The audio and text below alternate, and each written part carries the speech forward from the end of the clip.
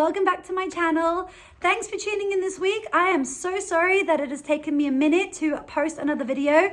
My daughter has entered toddlerhood, which means I do not get a free moment ever. She doesn't sit still, which means, of course, I don't sit still. So I do apologize that I haven't been consistently uploading these videos, but I am back getting ready for 2024 and I am going to post a video every single week. On this channel, I do like to post videos on teaching your child how to swim. I also like to use these opportunities as an instructional video for other swim teachers that may not know what to teach children in a class. I have been working on the 5 core skills that are needed to learn how to swim. And if you check back in other videos, which I will put in the link above, we did have skill 1, breath control, skill 2, kicking, and today we are going to move on to skill 3, which is back floating. Now, back floating is an extremely important skill, so if you do like videos like this, then stay tuned for the entire video where I will end with showing you some homework that you can practice in the bath, because of course we don't always have access to a swimming pool, so what better way to practice these skills in the comfort of your own home. And of course your child has a bath, I would hope, every day, or if they don't have a bath every day, that's okay too. Anytime you get them in that bath, you can practice back floating with them. Floating is one of the most important things you can teach your child how to do, because not only can it save their life, but it can also put them in a position where they can work on their buoyancy, which is when a child learns how their body acts in the water. Now, before you even get your child to learn how to swim, try and practice these safety skills, especially when it comes to floating on your back. One of the most easiest skills you can teach your child when learning to float on their back is all about their body positioning. Now, when you float on your back, the most important thing to remember is your head controls your whole body. And what that means is whatever your head is doing, the rest of your body is going to do. Did you know that if your head starts to look up like this, automatically your feet start to come up? And if your head starts to look down, then that's right, you guessed it, your feet and the rest of your body automatically start to sink. So the number one thing to teach a child when learning how to float is to, of course, look up. Now, what I try to do to make it a lot easier for them is to just talk about their nose. Children love talking about body parts. So if you say, point your nose up to the sky, looking like this, it will encourage their feet to start to come out of the water. Now, sometimes one of the things that you will have to deal with when teaching a child how to float on their back is water in the ears. A lot of children don't seem to like the sensation of the water going in and out of their ears. How you can solve this problem is by simply putting a swim cap on. So when I teach this skill, I do tend to put a cap over their ears just so that they don't have to worry about water going inside their ears, because it can be a little bit uncomfortable even as an adult. So you've got your child now looking up, nose to the sky. You've got that hat on so that they're not worrying about water in the ears. Then the next thing that you need to talk about is the shape that they're going to make with their bodies. Now, when floating on your back, you need to stay super still. And in order to try and encourage them to do this, you're going to ask them to adopt a starfish position. That is arms out straight, legs out straight, nose to the ceiling, or if you're in a swim club, nose to the roof, and to push their tummies up. So you've got your little starfish position, arms out, legs out, nose pointing up. And now you want to encourage them to hold this position really, really still.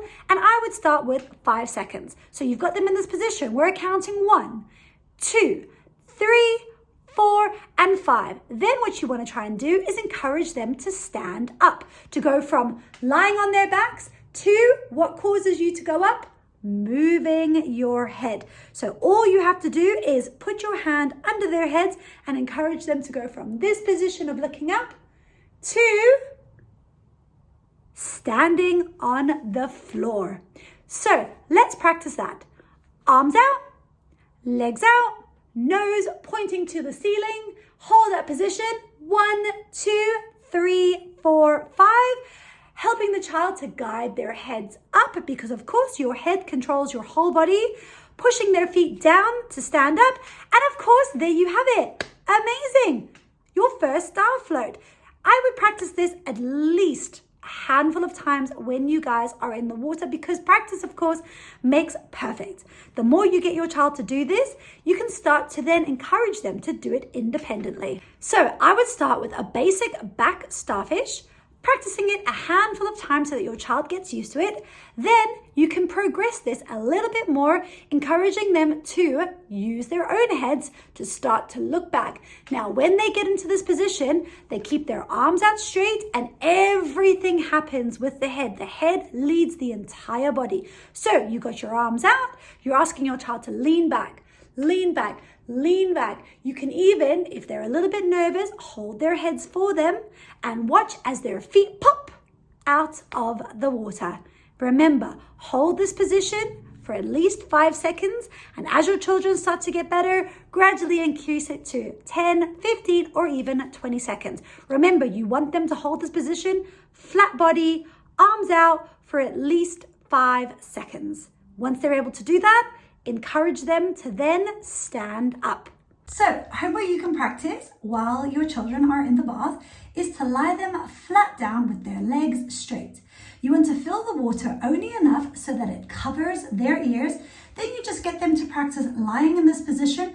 Remember, nose looking at the ceiling, tummies pushing up, and get them to count 1, 2, 3, 4, 5. Then you want them to practice leading with their heads, using their tummy muscles to sit up in the bath. So they're going to go from lying down, looking up. 1, 2, 3, 4, 5. Then encourage them to sit up. Oh, need to use my tummy muscles. Get them to sit up in the bath. Absolutely amazing. Now practice that a few times, and you can even take it one step further and get them to try and mimic what it's like to lie down in the water. So they're going to start to look up with their noses, lean back, lean back, lean back, lean back, gently lying down in the bath. Obviously, I'm a little bit bigger than most children, but you kind of get the gist of it. Get them to practice lying flat, lying still, water going in their ears, or remember, if they don't like the water in their ears, of course, you can put a swimming hat on them. Get them to practice lying super still for 5 seconds or more. Another activity you can practice with your children at home is getting them to just simply lie on the floor, practicing that all-important starfish position. So get them to lie down on any floor, arms out straight, head pointing up, legs out straight, holding that position for 5 seconds, 10 seconds or more. Remember, it's all about your nose pointing to the ceiling. Both arms looking up, tummy pushing up, legs open wide. I hope you guys enjoyed this tip. Please tune in next week where I will be explaining all about how to do a float on your front. If you like videos like this, please consider subscribing. I do try to release a video every single week. Otherwise, guys, enjoy the rest of your day. Happy swimming!